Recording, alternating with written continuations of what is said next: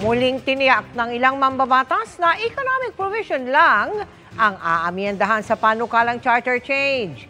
Sa pagsalang nito sa plenaryo sa Kamara, ang mga nagsusulong ng tsa-tsa sa Senado magpapatulong na raw sa Pangulo para kumbinsihin pumabor ang mga senador. Nakatutok si Jonathan Andal.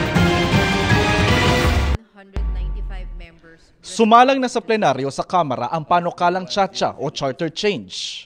Let us stand together and show our support by voting even more than the required 3/4 vote to show our overwhelming unanimity. Dalawang hakbang na lang yan bago tuluyang lumusot sa Kamara ang tsa-tsa.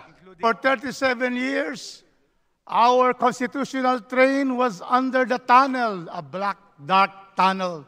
Today, Mr. Speaker, there is a bright light at the end of the tunnel. Pagtitiyak ng mga nagsusulong, walang last-minute na pagbabago sa saligang batas at economic provisions lang ang aamyendahan para buksan sa mga banyaga ang mga industriya ng public utilities, edukasyon at advertising para sa ekonomiya ng bansa. Makatutulong umano ito sa pagdami ng puhunan ng mga banyaga, lalo't ayon sa isang mambabatas, isa sa mga kulelat ang Pilipinas sa ASEAN kung pag-uusapan ang pumasok na foreign direct investment noong 2022. Pagdedebatehan na sa plenaryo ang RBH7 mula ngayong araw hanggang sa Miyerkules, ang araw na inaasahan itong pagbobotohan sa ikalawang pagbasa. Target itong maipasa bago mag-Holy Week break ang Kongreso sa susunod na linggo.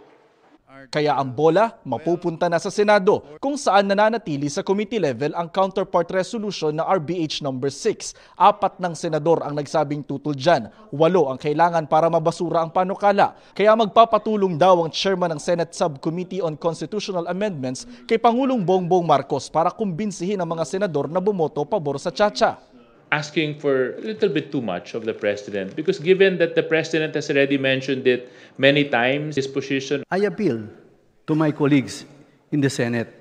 There will never be a better time than now to amend the economic provisions of the 1987 Constitution.